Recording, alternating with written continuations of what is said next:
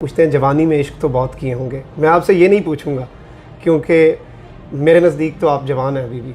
तो क्या इश्क का सिलसिला चलता रहता है? और सहाफ़त में कैसे आए आप? शुरू से इरादा था बचपन से? By accident. अभी आपकी जो शादी है ये लव मैरिज थी या वो इश्क की क्या जो कामयाब हो जाए, इश्क को नाकाम ही रहना चाहिए ताकि ये कसक जो है ये हासिल की जो हल्की हल्की कसक मौजूद रहे। क्या ये खुला तजाद नहीं?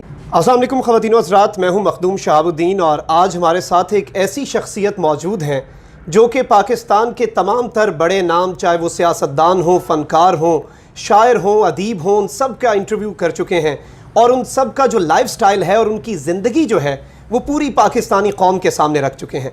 किसी तारुफ के मोहताज नहीं है। हमारे साथ मौजूद हैं सुहेल बड़ाई साहब। बहुत बहुत शुक्रिया बड़ाई साहब, बहुत शुक्रिया आपके, बड़ी मेहरबानी। बड़ाई साहब, सबसे पहले तो सबका लाइफ स्टाइल आपने हमें दिखाया, लेकिन जो सबसे ज़्यादा आवाम को शौक़ है या आवाम जानना चाहती है वो आपके लाइफस्टाइल के बारे में जानना चाहती है। कैसा लाइफस्टाइल है आपका? सीधी सादी ज़िंदगी है, किताबें पढ़ते हैं, अखबारें पढ़ते हैं, सोते हैं, खाते हैं, बस यही आम ज़िंदगी है। हमारी ज़िंदगी में कोई ऐसा ग्लैमर नहीं है जो दूसरे लोगों का हो, इसलिए तो मैं ग्लैमर वालों के साथ करता हूँ कि ताकि हमारी ज़िंदगी भी कुछ ग्लैमरस हो जाए। तो रूटीन क्या है आपकी दिन की? हम एक नॉर्मल रूटीन। आप भी सहाफ़त को समझते हैं। हम सहाफ़ियों की सुबह तो होती है अखबारों के साथ, तो सुबह यूँ समझे कि 6:30 बजे 7 बजे अखबारात शुरू हो जाते हैं। 1-2 घंटा तो अखबारात के साथ गुजरता है। फिर उसके बाद मैं चूँकि अपने अखबार का एडिटर भी हूँ तो मैंने एडिटोरियल ब्रीफ़ देना होता है, तो वो मीटिंग्स होती हैं, वो 3-4 लोगों के साथ टेलीफोन पे मीटिंग होती है, वो कोई 9:30-10 बज जाते हैं। फिर उसके बाद कुछ लिखना लिखाना अपना हो, कॉलम लिखना हो या कोई और तहरीर लिखनी हो तो उसका वक्त होता है। फिर उसके बाद तकरीबन 12-1 बजे कॉलम आने शुरू हो जाते हैं जिनके ऊपर पॉलिसी के इश्यूज़ होते हैं, उनको देखना होता है।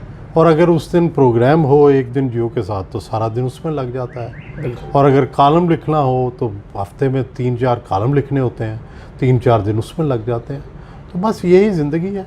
इसी सहाफ़ती ये जो भाग दौड़ है इसमें आपकी ज़िंदगी गुजर रही है। कोई किताब लिख रहे हैं, कभी कभी उसको फाइनल कर रहे हैं, तो ये सारा साथ साथ चलता रहता है। तो कुछ मुझे घर की आराइश का शौक़ है, पेट्स हैं, इनके साथ भी थोड़ा वक्त गुजार लेते हैं।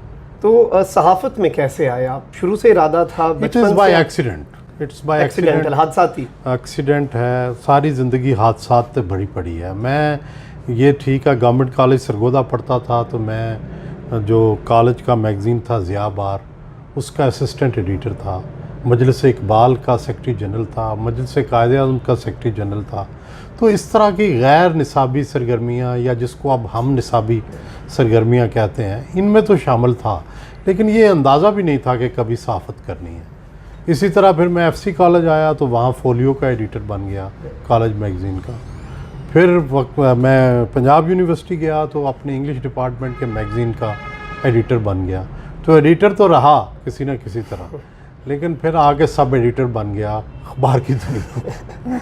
तो सहाफ़त को आपने कहा एक्सीडेंटल, तो हसीन इत्तेफाक है?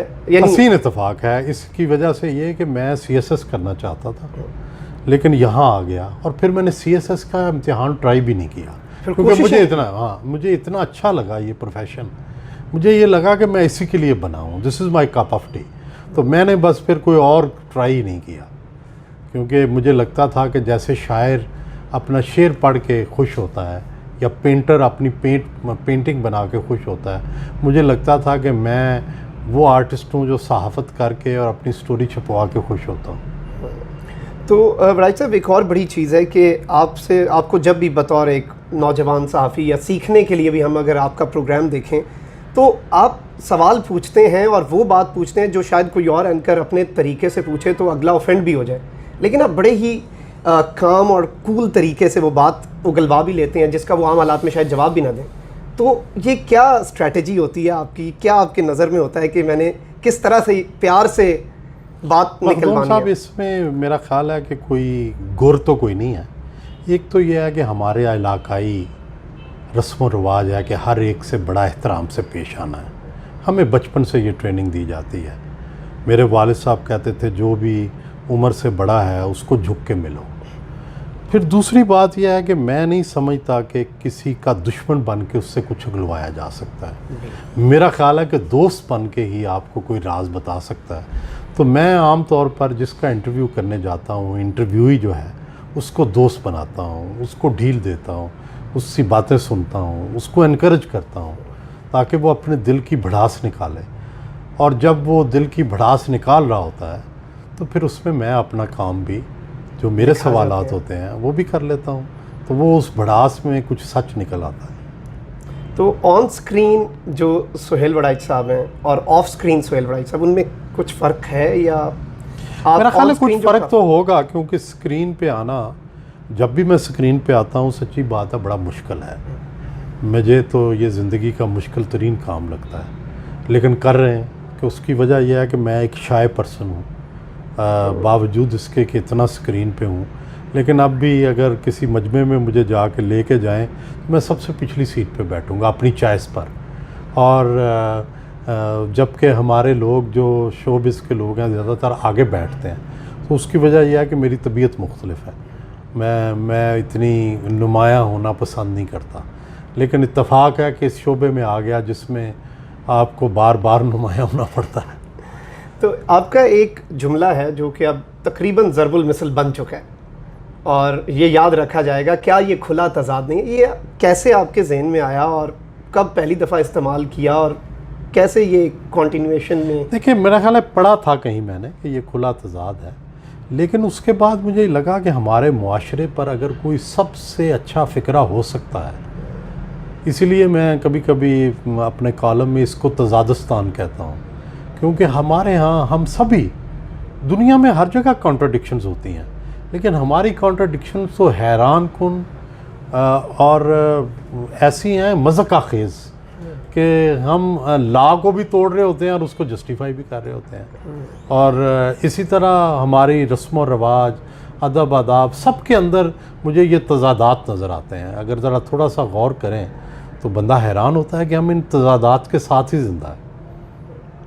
राइट साहब, आप सबसे ये पूछते हैं, और मैं ये नहीं कहूँगा, आप सब अपने जिनसे भी आप इंटरव्यू करते हैं उनकी मेजॉरिटी से आप पूछते हैं जवानी में इश्क तो बहुत किए होंगे। मैं आपसे ये नहीं पूछूंगा क्योंकि मेरे नज़दीक तो आप जवान हैं अभी भी। तो क्या इश्क का सिलसिला चलता रहता है? देखें, जो ये कहता है मुझे इश्क नहीं होता वो झूठ बोलता है।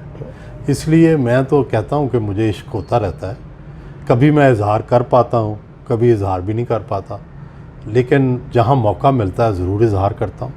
और ज़माना तालिब इल्मी से इश्क हो रहे हैं और शादी के बाद से झटके भी खा रहे हैं इश्क होने पर, लेकिन करते जा रहे हैं।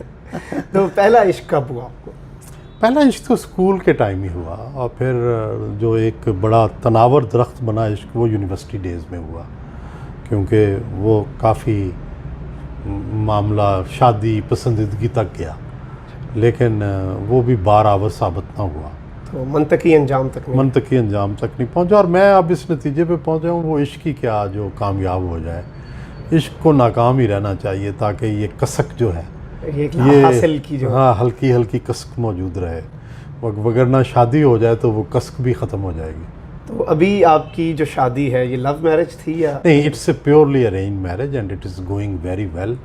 बहुत आइडियल मेरी बीवी हैं, सारा कुछ वही। मैं तो घर में एक मेहमान हूँ जिसको किसी चीज़ का पता नहीं। एस्टेब्लिशमेंट आपके घर में यानी मेरी बेगम है, मेरी इस घर की एस्टेब्लिशमेंट मेरी बेगम है, फाइनेंशियल मैनेजर भी वो हैं।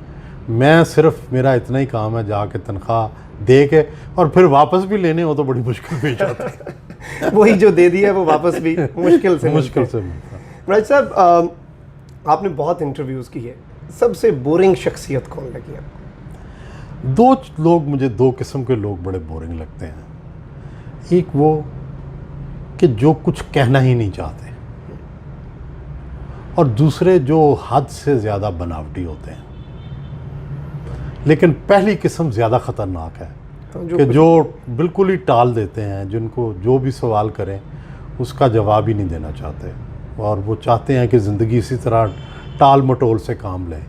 तो वो बड़े बोर लोग होते हैं। बहुत शुक्रिया भाई साहब आपके वक्त का। बड़ी मेहरबानी मखदूम साहब, आप माशाल्लाह बड़े ही काबिल फ़ख्र हैं हमारे, और मेहनती हैं। अल्लाह ताला आपको और तरक्की दे, रोज़ अफजूं तरक्की दे। बहुत शुक्रिया। Thank you very much.